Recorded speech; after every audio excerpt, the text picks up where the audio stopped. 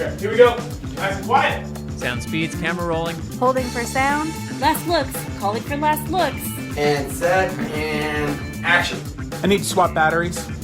You know, making movies is hard. Making movies is hard. Welcome to Making Movies is Hard, the podcast about the struggle of being an independent filmmaker. I'm Mark Bissell. I'm Liz Manischel. This week we have editor Terilyn Shropshire on the show to talk about editing the new Netflix film, The Old Guard. Oh my god, so excited. I love this movie.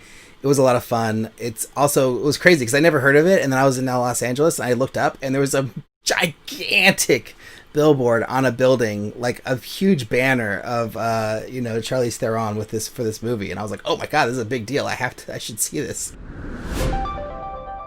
So I have that kind of sensibility of not necessarily gravitating towards a genre, but gravitating more towards something that I love watching. But Terilyn talks to us about how she approached editing modern day superhero film, and then she talked about like how she got started, and then she talked about what her path as an editor was, and then a little bit about her process. And she kind of breaks down one of the best scenes in the movie and like how she approached it as from an editorial standpoint, which was like really, really cool. Also, I call her a movie hero. She's just one of the best interviews we've ever done. I was so excited to talk to her. Super encouraging and just a blast. But before we get to Teri, we got some stuff going on in the world, but wait, hello, it's not news, it's an announcement. Listen to me, television is not the truth. We'll tell you anything you want to hear, we lie like hell. So it's pretty cool. We haven't really done a show update in a while, but Liz, do you want to do the honors? Do you want to tell people about this thing? Oh yeah, we're starting a YouTube channel. Oh my god. Wow. Incredible. So for those listening, you may not know that we're also recording video at the same time, and that video is going to be moved over and uploaded to YouTube channel so you can see the shows in addition to listening to the shows. And I think we even have some fun ancillary content like Ulrich going to the grocery store that should be up there. Right. Yeah, we're doing these little promos. We're talking about, the show, and like the most important thing with this new YouTube channel is that in order to launch it, we have to get a certain amount of subscribers before September in order to like really have the channel look the way we want it to look, because they give you extra features and access to controlling your page once you hit that many subscribers. So really, like, we need your help to get to 100 subscribers in order for the show to actually launch. So I don't know what will happen if we don't get them. I mean, I'm just assuming we're going to get 100 in a month, but if it doesn't happen, we may have to delay the release of the show. So let's make sure I'm going to create 97 more email addresses if we don't gather 100 people. Yeah, I mean, we have well over, 600 listeners a week, maybe even more, like 1,200 sometimes. So, I mean, come on. If it's really 1,000 people who listen a week, like 100 of you guys, you can subscribe, right? Like, that's not so hard, is it? Like, but what are you excited about having a video side of it, Liz, besides just doing the audio? Like, what's interesting to you about that? Nothing. I have to do my hair. I have to look at people. No, I actually do really enjoy being able to see the guests, because I think before I would kind of like stare at the corner of my room and just kind of like imagine what they looked like. But this time you get to see if they're laughing at your jokes. You get to see if you struck a nerve. You get to see. I love that. So I think it's given the show more life. What do you feel? I agree with all that, and I also really like the personal connection side of it, because like you're saying, like, you get to see their reactions to the question and you get to sort of know them a little bit better through the video. So I feel like not only does it help with like asking questions, but I think it helps you decide when to ask a certain question and like what kind of question you can ask. Like, I think it kind of opens up the game a little bit, because sometimes on the audio you can sort of misread silence or certain responses as like disinterest, and then maybe you're like, oh well, I shouldn't ask this next question because maybe they don't actually want to talk about this or whatever. But when you have the video, you can read them better, and you can be like, feel a little bit more of a connection, and then maybe you can ask a more personal question, if it's appropriate, right? Yeah. Absolutely. And also I think just in general, if I were a guest, I would feel more comfortable talking to someone if I was seeing their face too, right? Like Right. It goes both ways. And I feel like now, like, that everyone's so used to Zoom because of the pandemic, and like video conferencing is like become, a pretty standard part of our society, that like it's sort of silly not to do it, like it feels kind of like, oh, we're not doing Zoom. Like I think we've had people like ask us before, like, oh, it's not on video too, like like kind of confused, like why it wasn't. So yeah, I don't know. I just think it's a good thing. And I think, like, I'm really interested to see what the reaction is to it. Like, if like people are gonna really flock to the YouTube channel more to watch the show, if that becomes a new way to listen to it, or if they'll, want to listen to it like in their car and then watch it later to like if they listen to it again or something. I don't know. I'm just curious. We'll find out. Ulrich, you've got mail. My breath catches in my chest until I hear 3 little words. You got mail. Oh, wow. Okay. What do we have this week, Liz? Lonzo Bentley wrote the world's kindest customer review of making movies is hard. And I will read it and then get uncomfortable because I read it last night and I just my whole night was made. Subject is the truth is in the title. And again, 5 stars, but looks like 6 because of my horrible eyesight. Making movies really is hard. I've been listening to this podcast since episode 20 odd or even something, and I must say it just keeps getting better and better, like a well-written, long-running TV show. It has been thrilling and inspiring to see the journeys of Timothy, Ulrich, and Liz. This is this is where I get really uncomfortable. And I can't believe I elected to read this. By the way. Okay, I don't even need to read it because I'm going to read it. I'm going to read it for you. By the way, Liz Mashell is one of the most kind and genuine human beings I've ever interacted with. I've learned a great deal from Liz, and she continues to inspire me. You take over. Okay, Ulrich is pretty cool too. Yay! No, he goes on to say, Ulrich, you are really a great guy. Can't wait to buy the alternate. I truly believe this podcast is essential for all independent filmmakers out there. Liz and Ulrich are providing some of the most valuable content for us, and it doesn't cost a thing. That being said, join the Patreon, folks. Liz and Ulrich, the indie film community is forever indebted to you. I'll be sure to thank you both during my Oscar speech. Yeah, so I don't know how you know Lonzo, but I was trying to track it down. I feel like he and I have we exchanged emails a few years ago and just kind of talked about our projects and just talked, and then it turned into a Facebook friendship, and then I think he may be helping out on the horror film I make. I don't even know. It just turned into this evolution. But he's just first of all, everyone should follow Lonzo on social media because it's the most entertaining timeline. He's so nice and so talented and supportive, and I wish the best for him. How do you know Lonzo? So I think from the podcast. So he's been listening for a really long time. I think he has written us emails too, and he's done a lot of commenting on Facebook and elsewhere.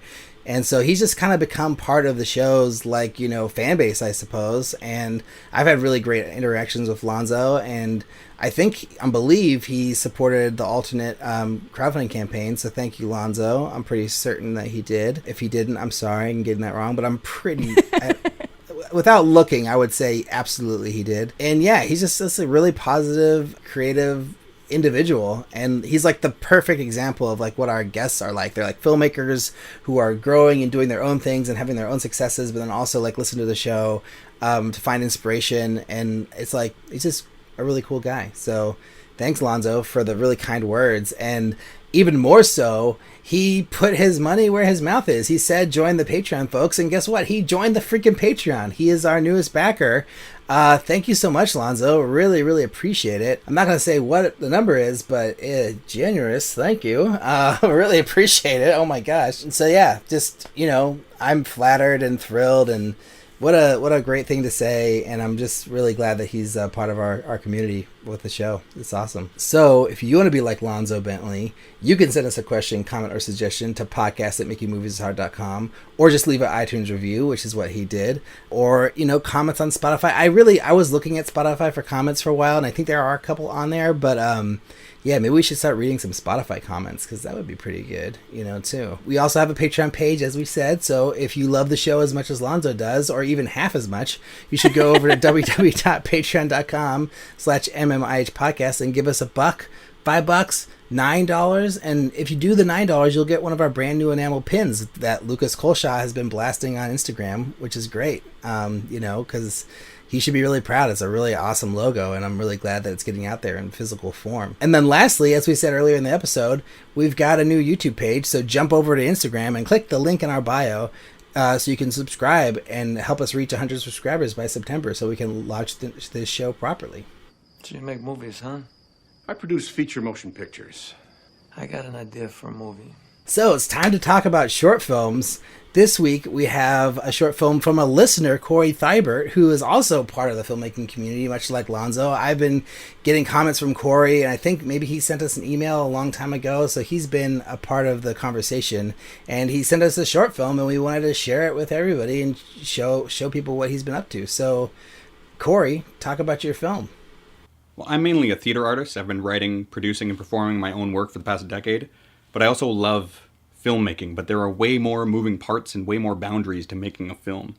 Way more than the independent theater that I make. But with my short film, Please, I just wanted to make a film with the resources that I had available to me. I see every short that I've done as a way to build up my own skill set as I lead up to making my first feature film, which COVID-19 has delayed, thank you. But for this project, I see Please as improving my editing, my film performance, my writing, comedic timing, pacing. I think short films have the power to be way more than that and can really make a strong impact in a short amount of time. Like other shorts of mine are bigger scale, I wait a year to be rejected by a bunch of film festivals, but for Please, I just wanted to make this film and have it be available online for people to enjoy and start working on the next project. I didn't come up with any funds. We wrote it with our resources in mind. And I never want to have to wait for permission to create. I hate hoping for funding. I'm really fortunate to be in a creative community. Like, all my friends are artists, and they're all really talented. I co-wrote and performed it with my good friend Val Kotick. My brother did the sound and original music. My wife assistant directed. Everyone on set was somebody really close to me. You know, we're all artists. We all want to create. Most of us are not getting funding to create our dream projects, so it's a lot of fun to get into a room together and collaborate on something together. You know, we shot it in one day. We owned all the equipment except for the lights. When financial resources aren't available to me, it really inspires me to create something with what I have. I think really interesting work can come from those restrictions. I thought nothing would happen to my career, and nothing has. in a positive way. I didn't make this short with an intention to launch my career or as a sizzle reel for a feature film. I believe everything that I do is building onto my portfolio as an artist and sharpening different tools. You know, I've been writing and performing for over 10 years, and I know not to put too much weight on any one project or opportunity. This was really fun to write and create, and part of the fun of this project is that I wasn't putting too many expectations on it.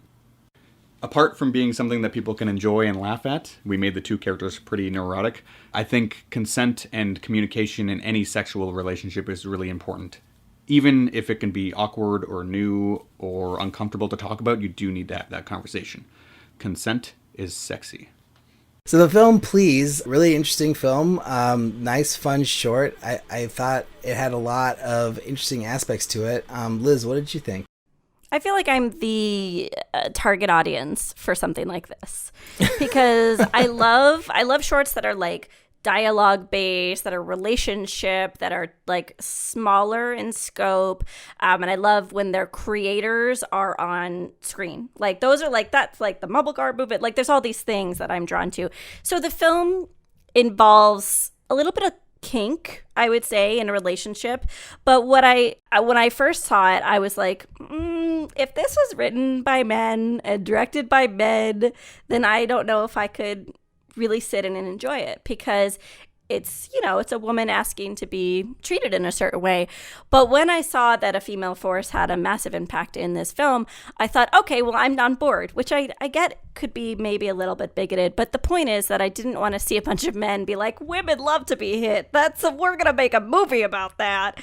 But it's like, what I love about the short is that it's unusual. You don't really see movies about something like this.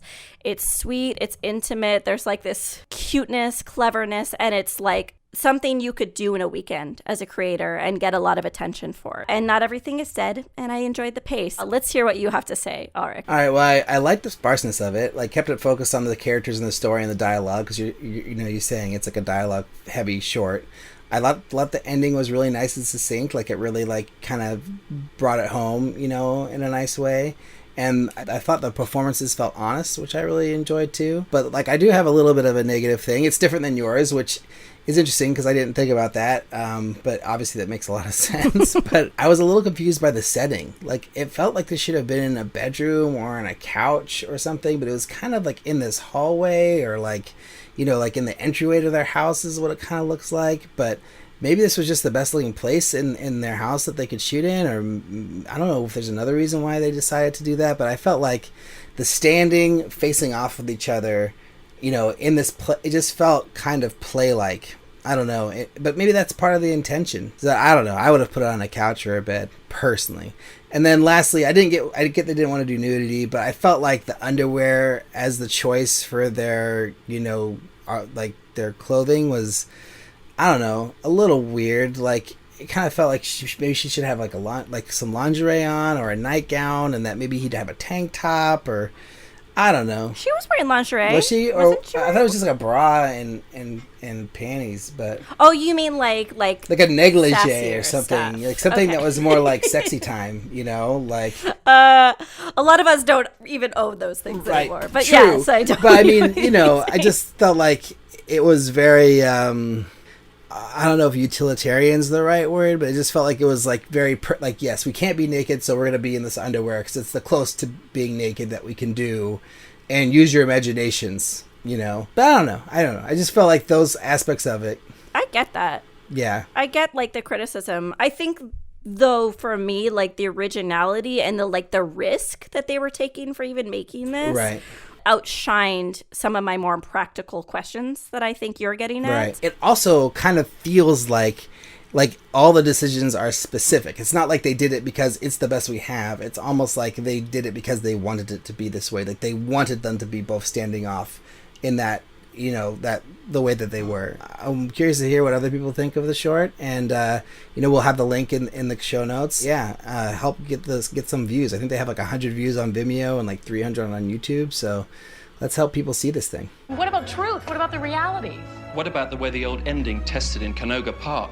This week, for our Players of the Week, we asked filmmakers, what are they doing to survive or cope during the pandemic and the uprising? And we actually got a good number of responses this time, so I was very excited. So let's hear what people have to say. I just wanted to note that one of our speakers didn't slate. So her name is Azadeh Nikzadeh, and I hope I said that right. And she's the only one who didn't give her name. So that's who she is, and she seems to be a lovely storyteller. All right, enjoy. COVID-19 was the best thing that happened to me in a very long time. I had the time and the flow of money, that is my pandemic unemployment insurance, to work on my personal project. I bought a treadmill and I hired a productivity coach, and I spent 8 or 9 hours a day on my scripts. I finished the scripts of many drafts, and I finished the lookbook, development package, submitted to different grants and programs, and by the end of the quarantine, I was ahead of so many people just by focusing on myself and doing what was right. So they always say, in life, there is no negative or positive events. It's the story you tell yourself and how you respond to it that defines it for you. Hi there, I'm Mary McGloin. In the industry, I am an actor, writer, producer, and sometimes director. I also work at a network, but I work in tech there. To answer the question, like, how am I dealing with the pandemic and the uprising and keeping productive and sane? With the pandemic, I'm wearing a mask whenever I go out. I'm washing my hands constantly. I'm staying 6 feet away from people. I'm keeping my circle pretty small and only slowly opening up to different friends who I know have been doing the same things. In terms of the uprising, it's really hard to not be full of rage all the time, because I really care about people and I want everyone to feel safe, and I know people don't. So I have been hounding Congress for more reforms for the police, as well as I have gone to some protests, the smaller ones more in my neighborhood, so that I can still be COVID safe and be masked and 6 feet away from people. but it has felt good to know that people are mostly agreeing with the side of good, despite the fascism from above. In terms of how I'm being productive, which is also helping me be sane, there's not a lot of acting going on and not a lot of filmmaking going on, although New York has opened production, so maybe that will change. But I have been writing a lot. I have written an animated pilot and 2 comedy pilots, and I am writing a feature film. I'm active in Film Shop and in Film Shop's Writer's Den, and just trying to keep happy and sane in this time, just like we all are. Thanks. Hi, my name is Yoko Okumura, Yoko Okumura. I am a director and a writer. With the question, how am I handling the pandemic and the uprising, I think the answer is going to be twofold, one for each. Handling the pandemic is really about doing things one day at a time. And, I'm a huge planner, but you can't really plan too much ahead right now as the future is unclear. So, it's really rigorously planning out my week one at a time has really been important, and keeping a schedule. I work from 10 to 6, and actually sticking to that has been a source of maintaining sanity. I've had a really lucky amount of remote directing gigs right now, and managing the boundaries of that and my personal life within a home environment has, been tricky, as it is for everybody. So regular schedule and planning is still my go-tos to manage the pandemic. But as far as the uprising goes, I've just fully engaged in it as much as I can. I've had it reminded to me that the skills we have as filmmakers is really, we have a superpower. And through my whole career, I've been reminded of that we have the power to shape people's cultural attitudes and change people's minds, and that can be used for good or bad. And so, great powers comes great responsibility. So we have an opportunity as filmmakers and storytellers to contribute to this uprising, but also stop contributing to the negative media representations that perpetuate a lot of what we're fighting for and fighting against in this uprising. So yeah, with the uprising, that is how I've managed it, is engage in it as much as possible, evaluate all of my work and future work in the lens of what is being fought for. And yeah, thanks so much.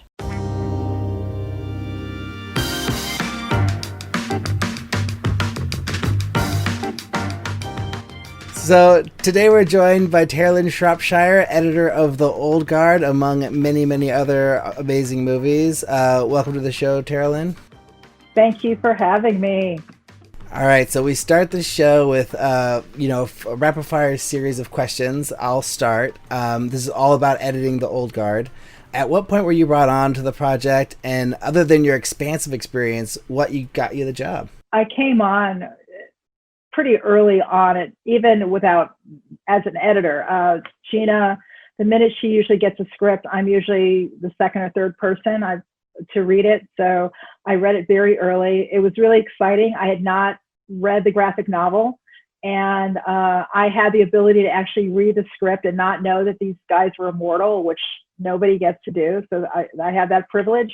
And I'm completely on it because of Gina and our 20 years together. And this was her next journey, and she wanted me to be a part of it. So I have been really lucky to have done every single movie that she has done, and she hasn't kicked me off yet. So that's how I found myself on The Old Guard. How long was the whole experience editing? I was editing while they were shooting. So our entire process was about 13 months. So post ended up being about a little over 10 and a half. Of all the projects you've edited, can you compare this one to the rest? Was it harder, easier, more or less resources, support? Well, Gina kept calling it a bigger sandbox, which I thought was a pretty cool example. I feel that all the films that I've done have had certain degrees of difficulty. Making a movie is hard, as you guys know. And so I would say this one had its challenges. It took different muscles, but then tools I've been using in other films, but just in different genres. So it was fun. It was challenging more than anything because of the sheer amount of footage that was coming in. There was a ton of footage. So that made it difficult to try to just keep up with camera and making sure that I looked at everything, because I can't not look at everything. So that was the most challenging thing, was being able to have the time to look at all the footage. And finally, how do you feel about the film and how it turned out? I love The Old Guard, and I love the characters, and it's my kind of, I call it an action drama. And I'm just relieved, again, that everybody has well, not everybody, but most people have embraced it and loved it as much as I do. You know, you end up having an affection for all the films you work on. And this one is no exception. What inspired you to start in editing to begin with? I think it was my love of writing that it ultimately transitioned me into an editor. I loved English in high school. I was a journalism major as well as a film major when I went to USC. And while having to use both of those skills, I found myself gravitating more towards the editing aspect of both writing and filmmaking, as opposed to having to go out and like create a copy or go out and create a film.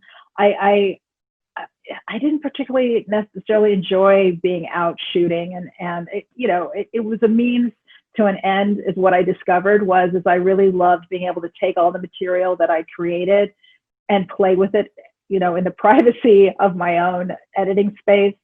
And it just came naturally to me. It felt organic. I was the person that when people had papers, they would give them to me and they would say, "What do you think?" And I would say, "Well, if you move this sentence here and if you try this." So I just think it was something I was always doing.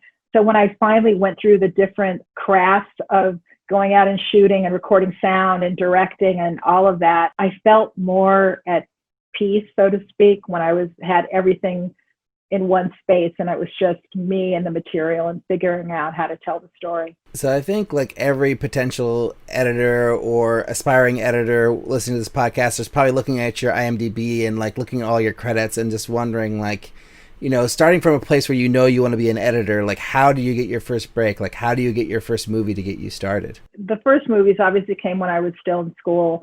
And then you have those people who you graduate with who then are becoming filmmakers, and they're asking you to help them cut their projects.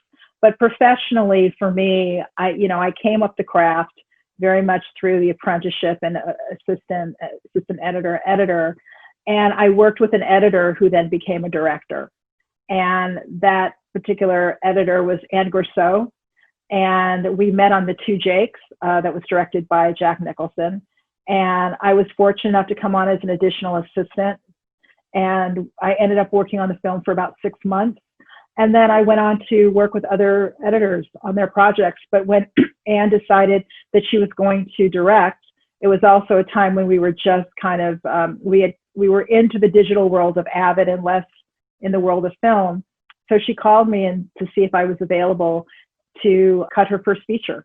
And that was my first opportunity to kind of get out of the world of cutting shorts and assisting to actually becoming an editor on a feature. And then I ultimately cut the next two of her projects. So I wanted to ask about process, and just talk about like how you approach editing a film. And I kind of wanted to hear, like, is it the same every time, or does it change with directors, or are you always going in and just like throwing an assembly together? Like, what's your process when you start on a project? Once I start picking the selects, I might not necessarily always start at the beginning. There might be some particular part of the scene that when I watched the dailies, I was like, oh my gosh, wow.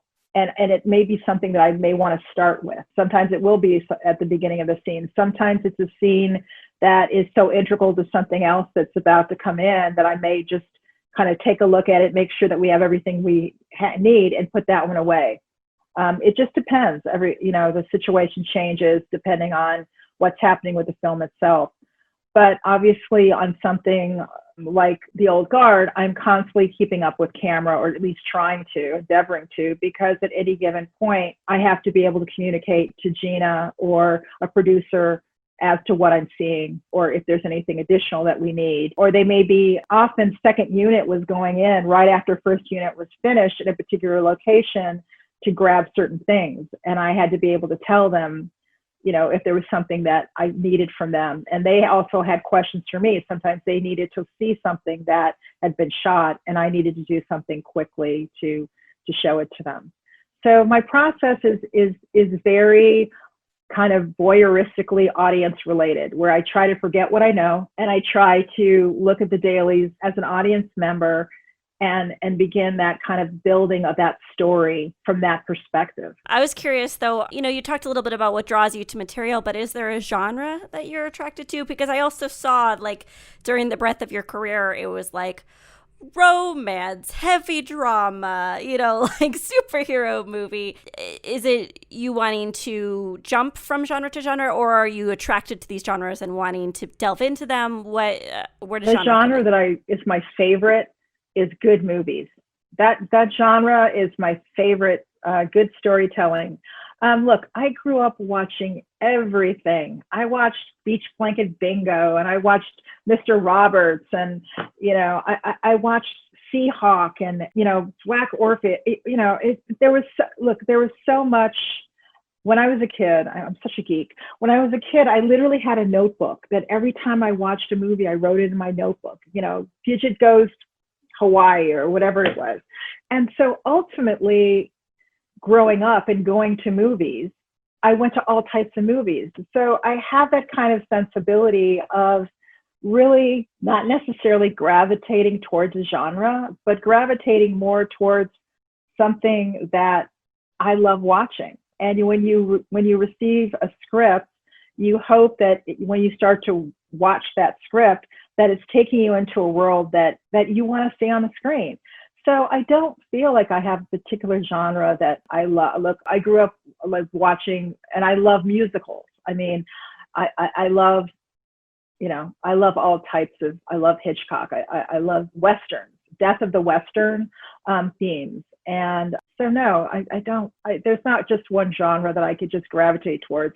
I mean, look, I'm always jonesing for a really good love story. I think we all have those moments where it's like, okay, what's going to be the next really great love story? I'd like to have the opportunity to do all types of films. And my directors have given me that opportunity to follow them in terms of what lens they want to go into next. And I've been very, very fortunate, and I keep and I'm looking forward to whatever that next one is, and that it's a really good story. Because I don't take that for granted. I mean, reading a really well-written, thoughtful script is rare air, I feel.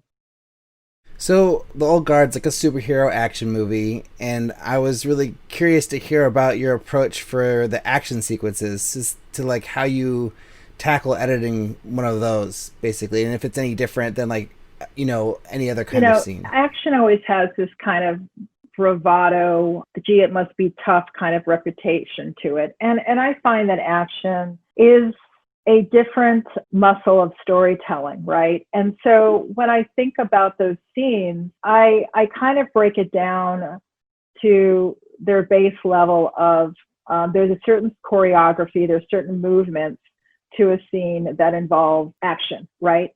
But ultimately, it's about, and especially in working with Gina, it's about why are we in this space? Why are these two people in a place, whether it's conflict or momentum, or why are they there in the first place?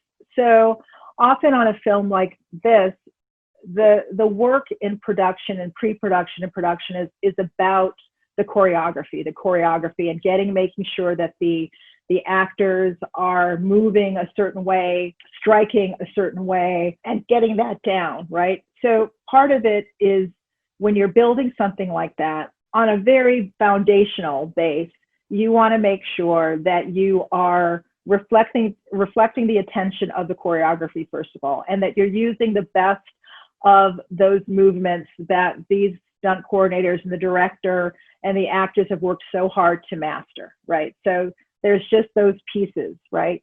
But then ultimately, those pieces are there to tell a story. There's a reason why we are moving through this particular scene, and if there isn't, it should be in the movie, right? So for me, it's really about making sure that I have taken the best sections, the best movements, the best choreography, and build it in such a way that that's down. right? I have those pieces. But within those pieces, where is the emotion? Where is the emotion in the punch? Where is the emotion in somebody running or someone moving or fighting against one another? You know, where is the balance to the scene? What is the scene about? That's how I kind of approach it. And if you look at something like, if you want to even take something like the plane fight in The Old Guard, it's two badass women who are really doing their best to take each other down. But if you really think about it, you know, Andy, who has lived for millennia, right? She and has every, you know, fighting style available to her at this point, could have taken Niall down at any point, right? And so at a certain point, you recognize that she's testing Niall. The point that she's trying to get through this scene is she wants to see what Niall's made of. The point of Niall is that she wants to take Andy down. She's scared. This woman is kidnapped her. She doesn't know what's going on. And so within that fight, yes, you have the actual physical element of that fight you have to build. But what you really have to build is the back and forth emotionally as to what these people are going through and what their goal is. That's how that scene is approached. And I feel like with every action scene, whether it's something in The Old Guard or, you know, something that I've done in the Spala or Biker Boys or whatever, there's a reason for the action. And I think that sometimes younger editors may get too caught up in worrying about the cuts themselves and the actual, but I think when you start really focusing on what the scene is there for, that the editing of it actually gets much easier if you kind of get out of the minutia at times. Yes, you have to kind of be very technical and very specific about elements of the action, but I think there are times when you need to step out of it and remind yourself, what is the purpose of the action? I have a quick follow-up question to that. When you're editing a sequence like that, do you have a previs that you're working off of or a storyboard, or do you kind of just throw that away and just do your own version? Yes, and yes. I have generally, it'll start with a storyboard, and then I start to get a previs in of the actual fight itself, what the choreography is, the A, C, you know, let's say stage 1, stage 2, stage 3, stage 4. And in many ways, that's how the actors are actually learning the fight. They're learning it in different pieces. I will get that. And often that is definitely a roadmap as to what the fight is supposed to look like. You know, when she's supposed to do this particular move or that particular move. What it doesn't necessarily, it tells you the intention, right? What the intention is. So then once they get on set and they actually shoot that intention, the difference, what happens is you're literally going from a previs where every single person that's doing the previs is physically showing you the moves. But what they're not showing you are the emotions. You know, they're not actors. You know, I mean, I shouldn't say that. I mean, you know, there's some very lovely stunt people who can act very well. But I'm just saying, they're there. It's there to show both the actors and the director the choreography that they have designed, right? What it doesn't give you is it doesn't give you the beats. It doesn't give you the emotion. It doesn't give you those moments of when do you have someone throw a hit, have someone receive the hit, and then react to the hit, right? When do you allow for a pause in the fight, you know, or not?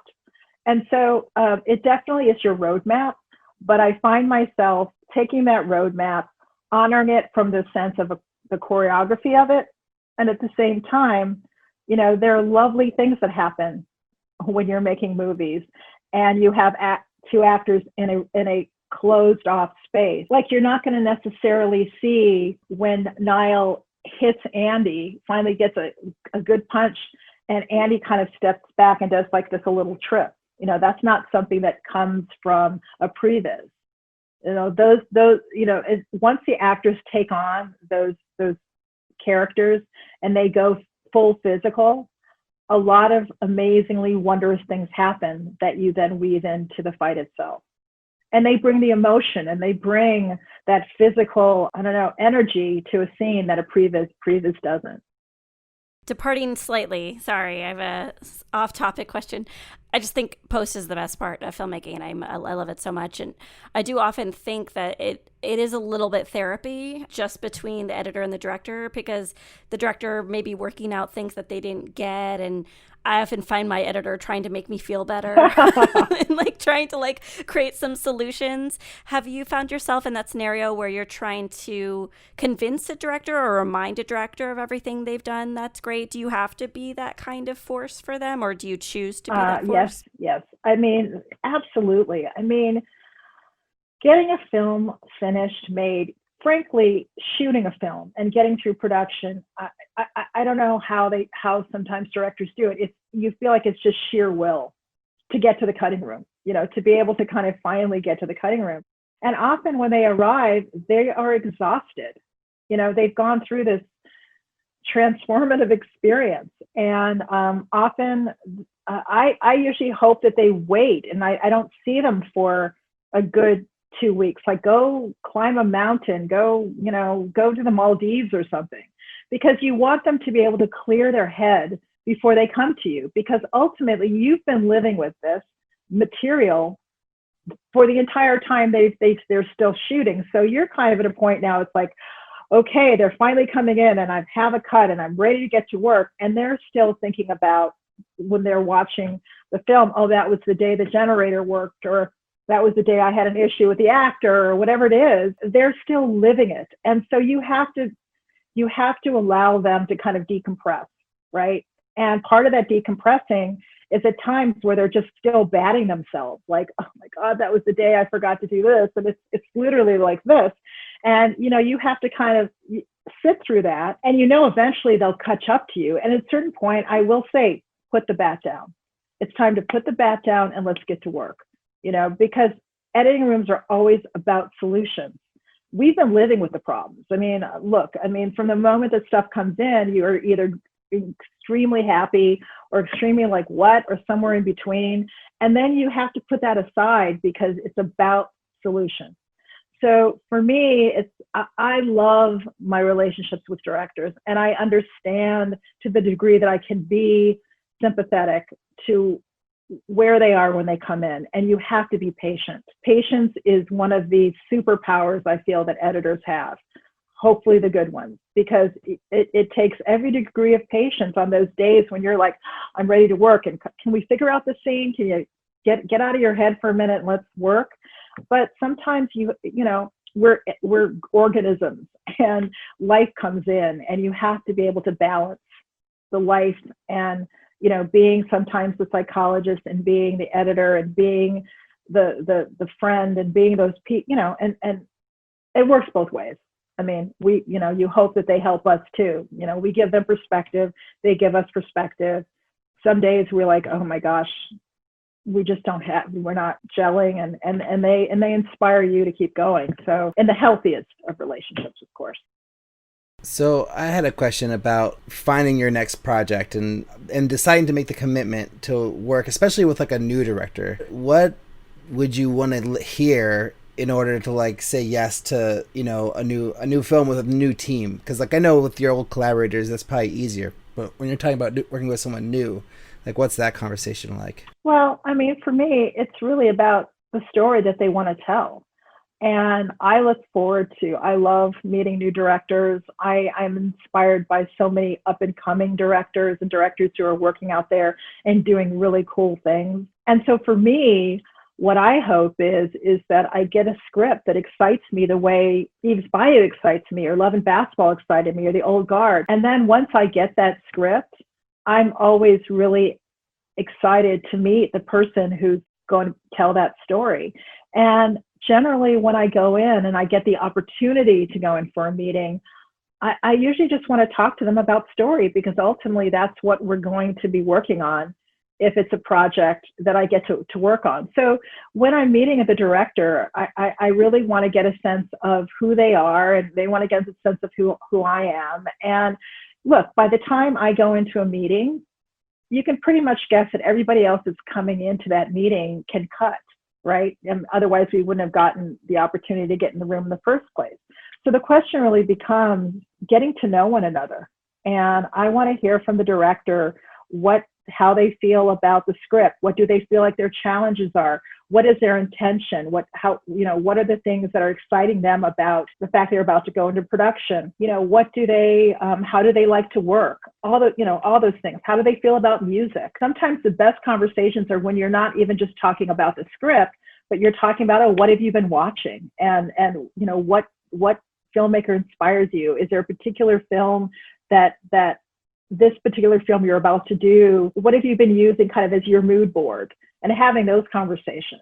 And I just like to hear directors that are passionate about what they're doing and have a really cool visual sensibility and have a sense of humor and to some degree are looking for a collaborator and not a pair of hands. I mean, if you're a director and you're literally not wanting to use the tools that I have to share with you, I'm not your person. I'm not looking to be somebody's pair of hands. I'm looking to be someone who can help you give perspective to what you're doing. And I want you to give perspective to what I'm doing and recognize that we're both storytellers, right? I know we're winding down, but I would love to hear if you have a favorite cut that you've ever made. A favorite cut? Wow. That is ooh. Or if there's a favorite cut that you've ever seen in a movie where you're like, oh, that was a good it's cut. funny because I mean, I love all my cuts now.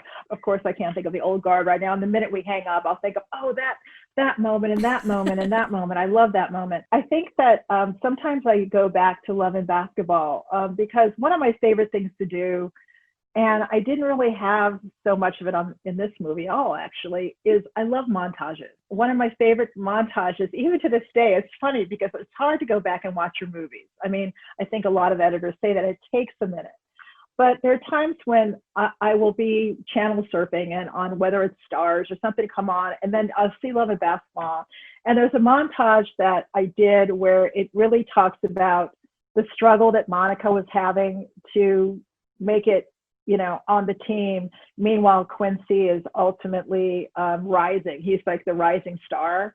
And to this day, I still can sit and watch that montage and just smile, And I love the transitions, how we went back and forth from Quincy to Monica in the montage itself. Those are some of my favorite cuts. I would say with the old guard, look, the scene that everybody loves is the airplane scene. One of my favorite scenes is I love the dinner table scene. I love the scene where Niall is hearing the stories about Joe and Nikki and where you get to see a vulnerability in Andy. That's one of my favorite scenes. It's not one that people often talk about, when they're talking about the movie, but having the old guard sitting, having dinner and talking about the good old days is one of my favorite scenes that I cut. So I know we're supposed to get to our final 5 questions, but I'm actually in the middle of editing my first feature, and I wasn't fortunate enough to be able to have my own editor, so I actually directed, wrote, and I'm editing too. So I just want to take the opportunity to ask you for any advice you may have, and trying to finish this movie up. I'm kind of in the fine-tuning stages of editing right now, and I'm trying to get it cut out this weekend. So yeah, any tips? Well, first of all, the fact that you're editing your own thing is going to make you so much a better director. I think if you haven't figured that out yet.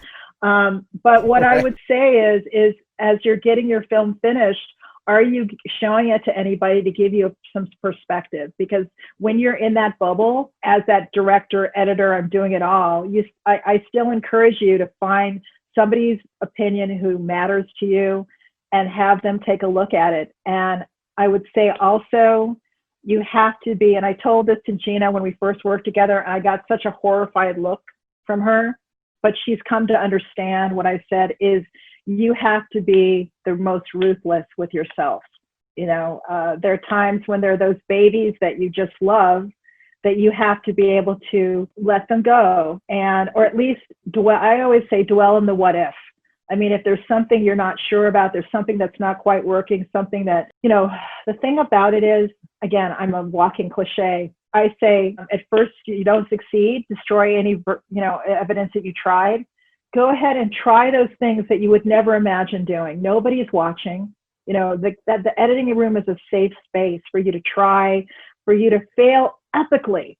And nobody has to ever see that, right? So give yourself the freedom to be ruthless, to just, try things that you would never have tried, and then allow yourself to be vulnerable, open it up to somebody whose opinion that matters to you, and get some fresh perspective outside of your head space. I love it. I have been sharing the movie. Liz has seen it. Yeah, and, it's great. It's a great movie. Oh, thanks, Liz. Not done yet. It's getting there. Congratulations. But yeah, no, thank you. But yeah, I've been trying to. That's this next cut. I'm cutting a whole storyline out of the movie that I've been so like behind the whole time, and I've gotten some notes early, even in the script stage, to take it out, and I've been ignoring them, and now I'm just gonna just try it without it, just see what happens. So we'll see. But let's get to the final 5 questions. Liz, you should go first. All right. So you already talked about this, but maybe you can elaborate. What's the first film you ever made or edited, and how do you feel about it now? The first film I ever edited professionally, right? Well, no, you could be in 290. It could be whatever. Okay. It could be. Well, look, the first film I ever edited was something that I directed, and it was a 290, obviously. And it was something that had to do with when I first came out to California. And I was so surprised by how it felt like so many young people out here were a lot more mature beyond their age. And I went out and I tried to shoot this story, and I got in my editing room, and it was, again, I felt like I was the worst filmmaker. How did I even get into film school? And my God, I'm a failure. And then I had to show it to the class, and it was so embarrassing. Well, these kids who literally came out of, their mother with a camera in their hand were doing these amazing chase scenes through the library. But what it taught me was that it gave me the drive to get better and better and better and better.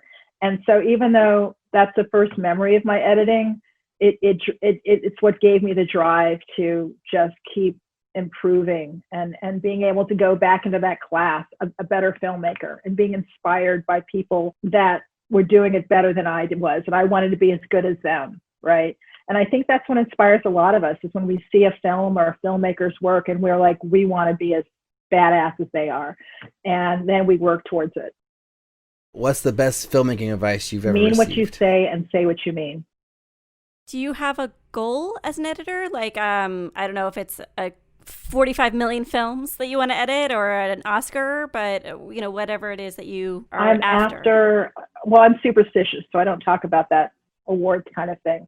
But I really am after being able to walk into an interview on any type of film and either get it or not get it, but at least get access to the opportunity to go for it. That's what that's ultimately. And then I joke, because then I say, and then when my second goal is to be one of those kind of Dee Allen, Ann Coates people that when you speak, you're revered and people kind of listen to what you're saying. That would be fun. Well, we're listening. Yeah, thank you. We're listening. Yeah. I think a few other people are too. Thank you. Yeah. If you could go back in time, what's one piece of advice you would give yourself? Take a break and not worry about the next. They do come. Yeah. I mean, I feel like it's hard to go back because, there's the lessons from everything that I've gone through. Has been a lesson, right? But I would say just, try to enjoy life while you're taking this journey. Don't get so worried about what the next job's going to be. Try to spend time, just taking care of yourself and taking care of your life and enjoying the moments. Enjoy the moments. Don't worry too much about, what's going to happen next. And I say this now, we don't know what's going to happen next. None of us do. But if we can have moments like this and be able to kind of appreciate each other, that's what I would tell my younger self. Well, when you find out how to do that, please teach me. Our last question is making movies hard? Making movies is really hard. Making movies takes every bit of will we have as artists to get them through the process. And I always say it's not for the faint of heart. So if you ever change your podcast from making movies is hard to making movies is not for the faint of heart, you have my permission to use it. But oh, so worth it, right? Awesome. So where should people find you, Teri? Like, do you have a website? Should they just go out and watch The Old Guard? Like, what should people do if they want to know more about I've been you? really fortunate lately to have wonderful people like you who've wanted to hear my voice. So I would say that I am on social media at TA Shrop. As far as my webpage, trust me, during these COVID times, and now that I have a little bit of time to work on it, that's something I'm actually working on, is my webpage. So when I have that, I will let you know. But in the meantime, you can find me tweeting a bit. I'm on Insta and on your podcast. Thank you. Thank you so much for you guys asking me. And I've had a chance to listen to some of the things that you've done, and they're so much fun, and it's great. So keep doing it. Keep doing what you're doing. Awesome. Thanks so much.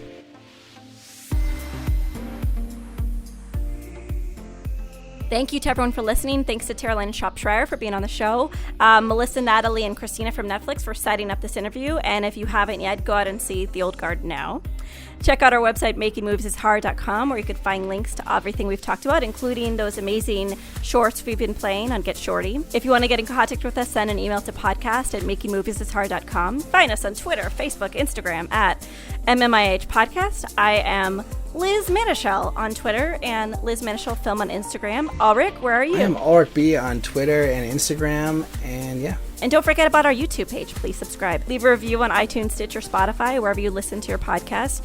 Finally, last but not least, thanks to our producers, Greg Holtzman, Joshua Sterling Bragg, editor Allison Stoney, the whole Bloodstream Media crew for making this episode possible. And we will talk to all y'all next week.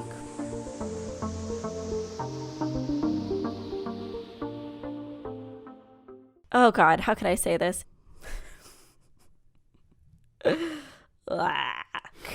Oh, fuck. Okay.